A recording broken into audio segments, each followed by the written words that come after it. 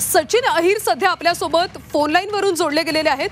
अहिरजी, संजय शिरसाट यांनी नेमकं काय म्हटलं ते तुम्ही ऐकलेलं आहे, त्यामुळे आता दोन्ही शिवसेना एकत्र येतील का, तशा शक्यता आहेत का?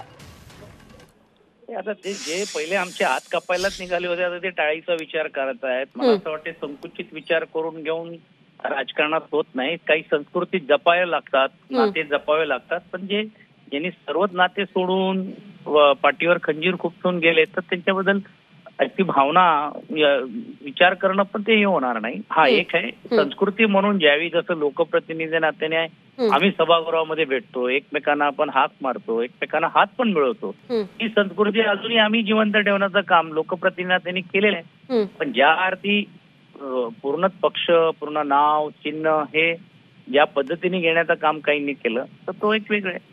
आता वाढदिवसाची सुरुवात कोण मोठा कोण छोटा आपण बघितलं असेल की आम्हाला त्यांनी शिकण्यापेक्षा त्यांनी दादांच्या आता ते बाजूला असल्यामुळे त्यांच्याकडनं शिकणं गरजेचं आहे की ज्येष्ठता आणि ज्यांच्यामुळे आपण घडलो त्यांची जाणीव कशी ठेवावी लागतात त्याचं ज्ञान त्यांनीच घेतलं पाहिजे।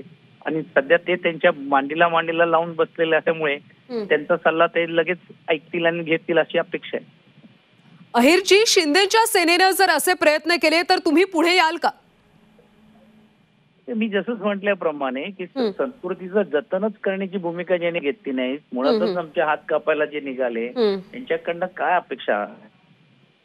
नक्कीच अहिरजी, धन्यवाद या प्रतिक्रियेसाठी। म्हणजे तुम्ही पुढे येणार नाही असंच यातून दिसतंय। तर हात कापायला निघालेले, टाळी द्यायला निघालेत असं अहिर म्हणालेत।